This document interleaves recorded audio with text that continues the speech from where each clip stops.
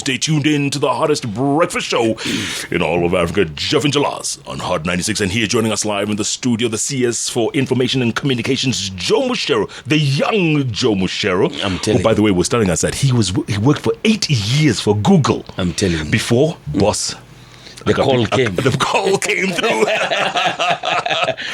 Did you enjoy Google? Was it fun? No, Google is great. Huh? I mean, it's such a big organization across the world. Yeah. They have a lot of money. They have a lot of, I would say, whatever you needed to get, they had.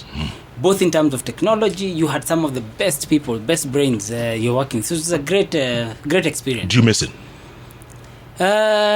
I think this is also a new experience. It's different. I think it's gives you a bigger picture to do. It's a bigger picture, and actually, you're now closer to the people. You're closer to real life. I think when you're in a place like Google, you're in sort of a bubble. You decide today I'm only going to deal with people, say in Meru, right? And that's okay. Yeah. In my job today, I have no choice. Anyone, anywhere calls me, and I'm answerable to from all Bondo to Lamu. But Gava is such a big animal. Yes, I mean, and frustrating. It can be frustrating sometimes. Do you find that sometimes it's frustrating? I think the frustration is the pace at which things go, and the fact that there's a lot of bureaucracy, which is right. It must be there. I mean, if you're not careful, then you might miss some steps, and you find yourself in jail. So you have to take care of every little detail to make sure it's done right. Yeah.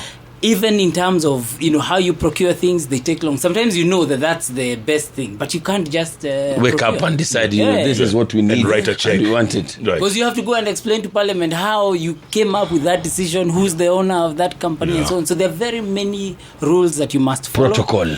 But it requires that once you've understood and you follow those, I think the results end up being quite great. It takes patience. I mean, look at what we did in just education, just cleaning up on the exam cheating and all this process. That takes time, and it's hurtful for a lot of people.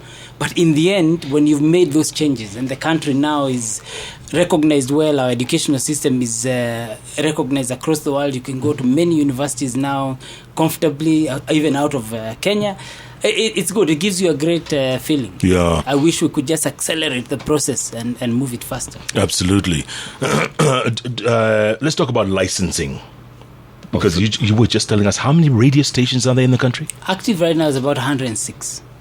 Good Lord. That this morning, 106 radios are on. They are on, yes. And everybody's listening to one only. Yes. Hot Jeff and Jalas on Hot 96. What are they doing with the other 105? I don't know, bro. I don't know what's happening in the other radios. Is there room for more? But some of those are, you've got vernacular, you've got religious, you've got many. There's room for very many. Yeah. What technology allows you to do is take advantage of what they call the long tail. Before you picked a population, you go to maybe you say these are the largest, so you pick that group, and those are the only ones you provide. But with technology, you can go even to the very remote. You can decide it's only going to be for the smallest tribe or the smallest language or the largest. And you can still capture all of them and still be able to provide services, because technology allows that affordability.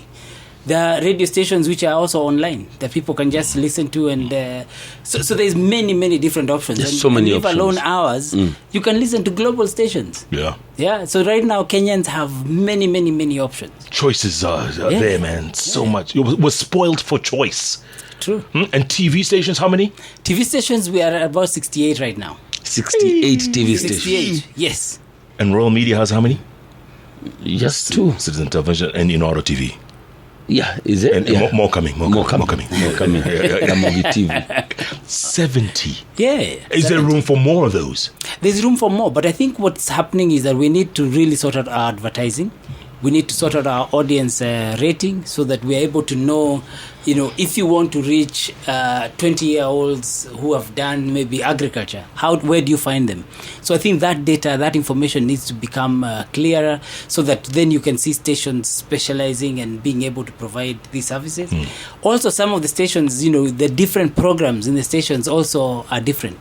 But really, most of this media is run through advertising. So we really need to get more advertisers. In our country today, unfortunately, I think 98% of the advertising is done by about 100 companies.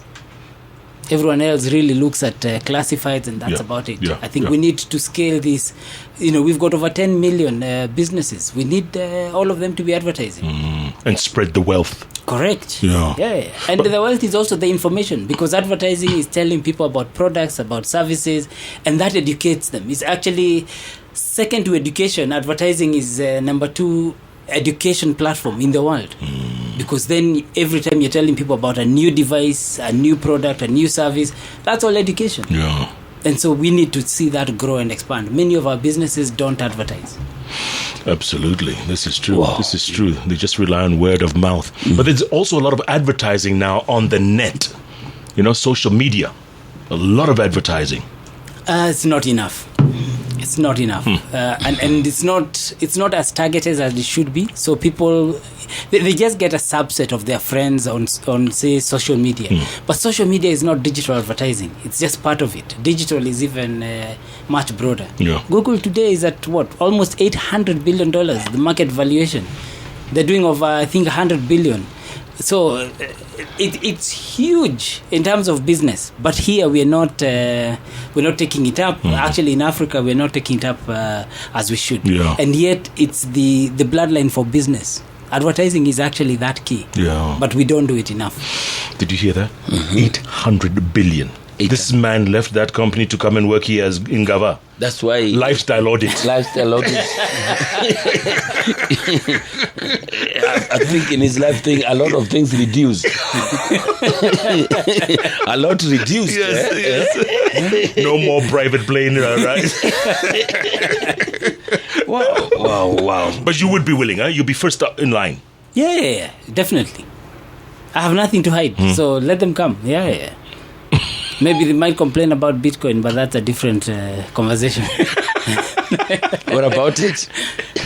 No, I mean, in Kenya today, the currency has picked up really much. No, it did very well, and so yes, those are areas that technology allows you to make money in all manner of ways. So those are some areas that.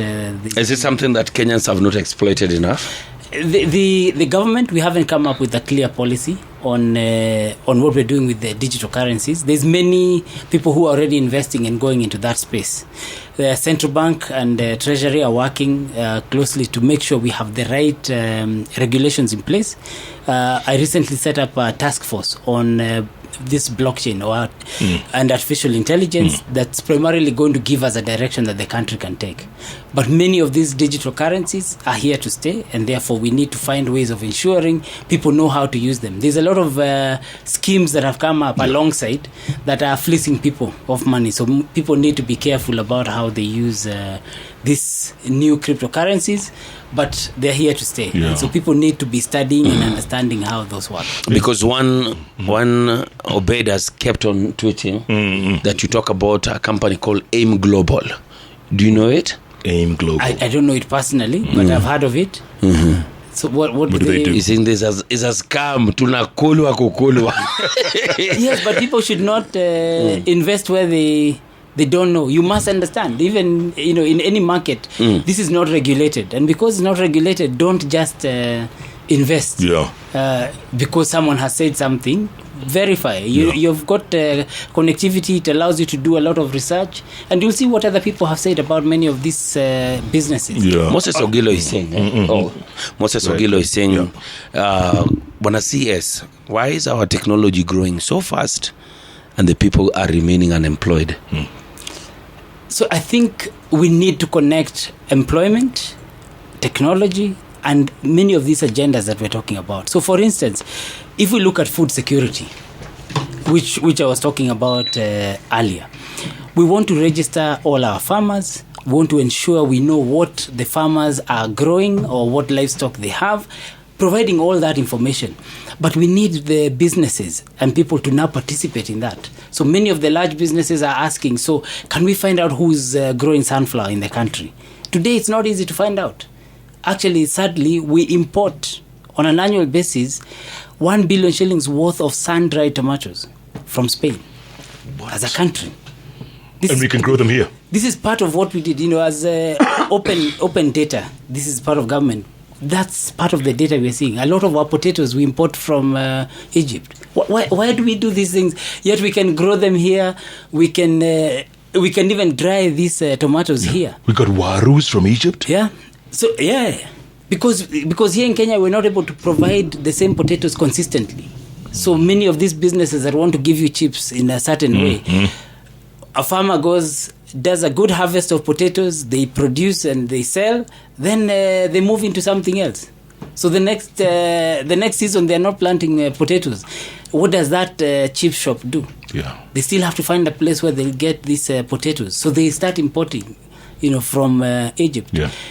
We need the people to understand, that as a country, you need information, you need data that tells you what are required. So who is actually importing 1 billion shillings worth of sun-dried tomatoes, which I think as a country we have so much sun and water, and we can plant these tomatoes and dry them easily. But we're not doing it. So it's about information, it's about linking the opportunities. We've gone to a stage where people tend to wait a lot to be told to do this. Actually, we need to go into more investigative. Media should really be giving these opportunities to people. They should be giving this information so that people know how best to invest. And that's why technology is moving fast. People have all this information. I wish social media was being used for development. Social media was being used to tell people about all the different opportunities that are there to make money. Yeah. We're talking e-commerce. We're talking many different opportunities. Unfortunately, for many of us, it's a wildebeest mentality. Yeah. You wait until Jalas goes into flower farms, and you go and you get into flower farms yourself. It's we wait for the wildebeest to cross the river, then all of us cross the river, and there's crocodiles there, but you all cross after that one crosses. Wow, wildebeest mentality.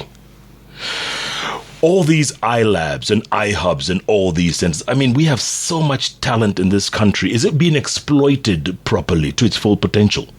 It's being exploited, but not as much as it should be. So we are setting up something called a white box that should be out either this week or next week.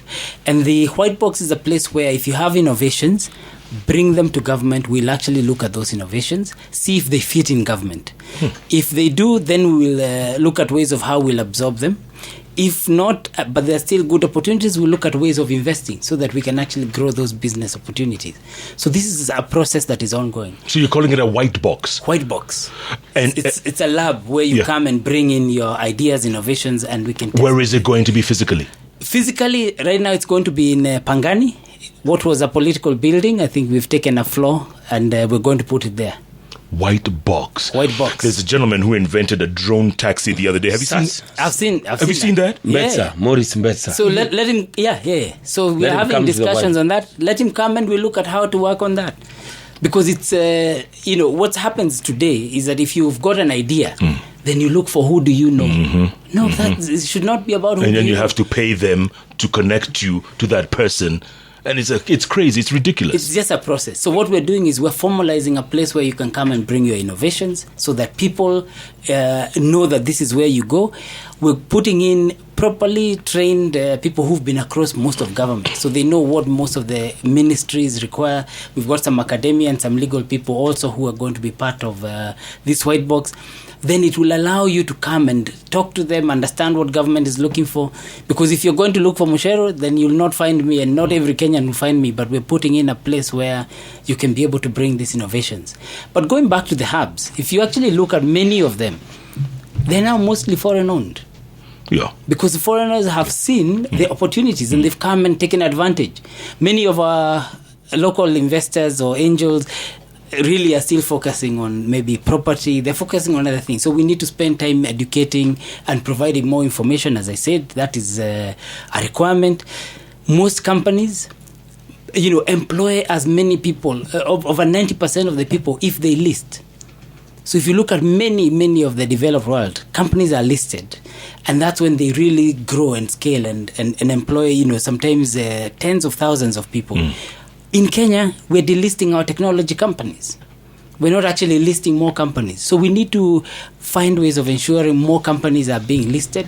I'm not sure what the main issue is. It seems to be people don't want to disclose maybe information, but our markets will allow us to be able to grow and scale the technology. So that's why most of these hubs, most of these businesses have actually been acquired and taken over.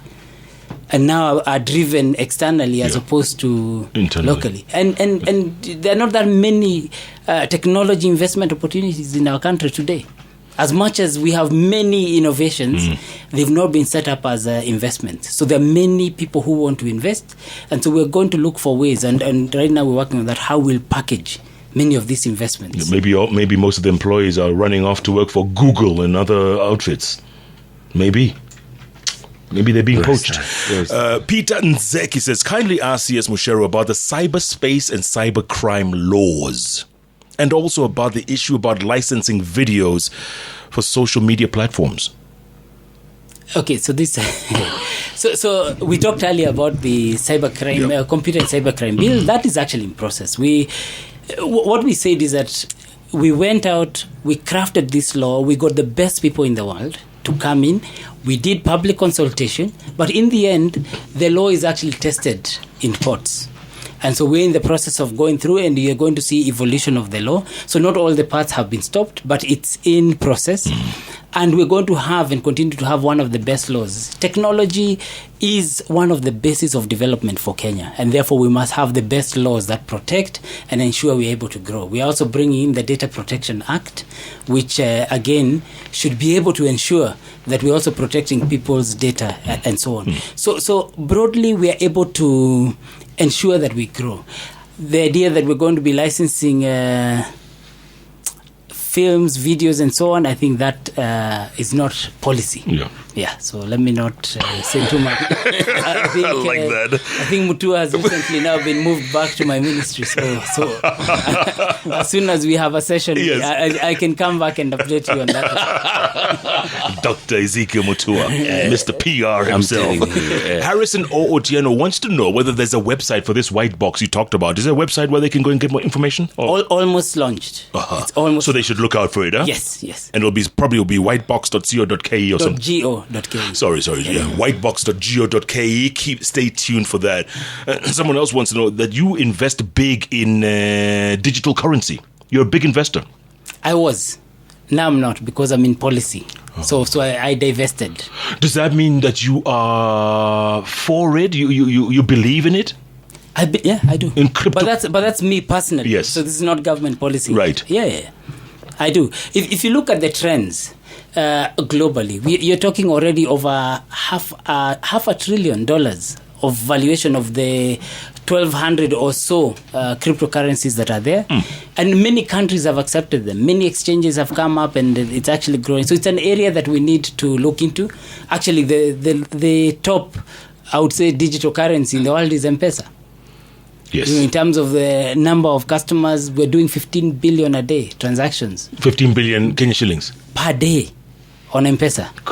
15 billion. 15 billion per day. This is how much Nairobi County was given, the allocation to Nairobi County for the year. Right. So we as a country are amongst the best in terms of understanding digital currencies. It took me a long time, even at Google, to convince them to put the SIM toolkit in the Android phone, so that we can actually be able to have mobile money. Yes. So we are in a space where this has worked. It's almost like when the internet was coming in, and it was replacing the post office, and guys are saying, no, this thing is dangerous. You can't do this. You can't do voice over IP. I'm sure you remember all the battles that we used to have. Yet today you make calls on WhatsApp and all that. Nobody even sees the issues. Yeah. And the companies still exist that were said they would be threatened and they would disappear if we had the internet. So I think this evolution of money to digital, I think is something that's happening. It's happening globally. I think Uganda is about to set up an exchange with a company called Binance, where they're actually going to have from fiat currency, which is the currency or the money that we know today that is issued by central banks, and digital. So those exchanges are coming. So we should not be left behind. But it's not for the faint-hearted. Don't take your savings and go and invest in this thing. You will lose. You will burn. You must understand the area, but just don't be left behind in terms of understanding it. Try and just understand it. Just understand it. So even if you're not investing. You remember the internet. When the internet came, many companies went bust. Yeah. So it's not that this is safe. So you're still going to find that this is at the beginning. So there's going to be a bubble and things are going to go whichever way. Yeah. But many companies have evolved out of the internet that are massive and large and global, we must not be left behind. So those that are able to understand, able to look at these things must get involved as well. Absolutely. Victor Abedi wants to know, Bwana CS, what is the government doing to support young tech startups? And are there more opportunities to invest in incubation centers like iHub? I think you touched a bit on that. In the white box now. So I think the white box is one of the key areas. What it will also do, and recently there's a tech innovator circle that has been set up by Brian Omwenga from, he's a professor at the University of Nairobi. This Tech Innovator Circle is allowing many of these startups to come together as a community. First, it allows you to have a way to borrow. So you save and you're able to borrow, just like any circle that exists. But it also gives you, a community who you can use to test your product. It also gives you a community that can invest in the product they understand. So there's this community that's being built. So that's the circle movement coming now into technology. I think the other iHubs, incubators, accelerators and all that, those continue to grow and expand in the private sector. And government doesn't necessarily need to come in and compete.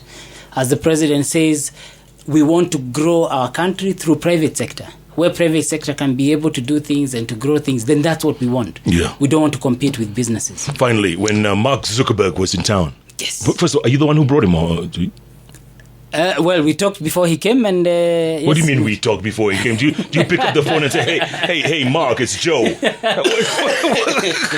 What do you mean? No, so there's. I was in Singapore, and there's some statements I made about net neutrality, and he was very interested in that, and he wanted to understand more about what's going on in Africa. And since I was at Google before, so he called to find out. What can they do? What can they do here in Africa and so on? And he said he's coming, and so we arranged. And we went to Mama Oliech, we had fish. We saw. Was he impressed? Was he? He was very happy. Yeah. Yes. The only sad thing is that during that time, they were launching the Africa satellite, which then, as you know, crashed. Yeah. And so then he had to cut his trip short. But he was very, very impressed with what's going on in Africa. And I think they've continued to invest even more. They are looking at connectivity and many other things. So, talking about connectivity, just a quick one. Rafael Kasuku is asking, ask the CS about Wi-Fi. That had been a campaign item from 2013 to 2017. What's the progress of having places in the whole country? So at the moment, we have about 136 places that have free Wi-Fi. Unfortunately, 136 where? In the country. In this country? In this country. That you walk in and it's free Wi-Fi? Yeah. The issue has been, our intention was to actually be across in all constituencies. So in fact, we got budget, which we put under CDF. So we were partnering with MPs. Hapo ndio mlikosa. CDF, you may be right to some degree, because we went into campaign mode and everybody moved on to, first of all, dealing with the campaigns. Yes. But now the budgets are back. So this is one of the big things that don't put it under CDF. If you just want this thing to be, you know what I'm talking about it. And it might not be implemented. So what we had actually partnered is that the Member of Parliament would give us the location. As a ministry, we'd go and install the services. Oh, so they just to provide the location. That is what we had agreed. And so we are not, it's not all lost. We're in the process of getting that done. We're currently working with the counties. We're beginning to train people across the country on all of the digital jobs. The Ajira digital program that we have.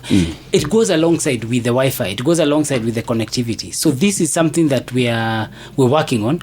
Now that the budgets are out, unfortunately, the election period went on for too long. Yeah. We had two elections and then we had swearing in and we had all these court things. Cases, so the handshake has helped us now to focus, and at least this new financial year should allow us now to go out and actually roll out. Yeah, because let's face it, Rwanda, every village in Rwanda has been digitized. Yes. Free Wi-Fi. When you leave the airport, when you're in the bus, you're on Wi-Fi, free. Rwanda. How? It's possible, and I think we're working towards that. But we are, our size is a bit larger than Rwanda, even in terms of you see, Rwanda, population. Rwanda is just CS is saying it's a village. you just connecting Nairobi only. You've connected the whole of Rwanda. Yeah. This is where you're seeing the president is asking us to explore all manner of technologies. That's why we're even looking at Loon, the balloons, because that allows us to be in all these places quickly. With the Universal Service Fund, we've actually been rolling out connectivity even in the secondary schools.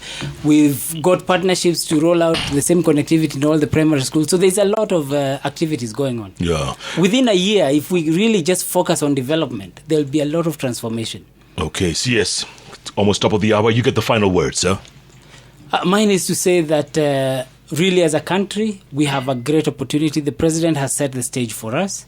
As I said, we are spending almost 7.5 trillion shillings in the next 4 years on the Big Four agenda. And, Kenyans should really look at the opportunities of being able to leverage that, get part of that. The president has made sure that if there's a local company, if there are Kenyans that can provide those services, they will be given priority. We continue to see growth of infrastructure projects, whether it's the SGR and roads and so on. But the Big Four is about you, the individual. It's about the citizen.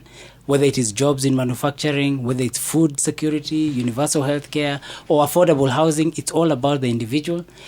Just look at whether you can actually just do the knobs for all the doors.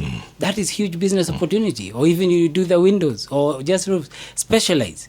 Look at ways of how you can engage the government to be part of the Big Four agenda. It will transform our lives in a great way. Absolutely. So look forward to coming back if invited, so that we can look at the progress of how things are going. CS, you can come back anytime, any day. Former Google executive, now Cabinet Secretary, Information and Communications, Joe Mucheru. By the way, how old are you? I am 49.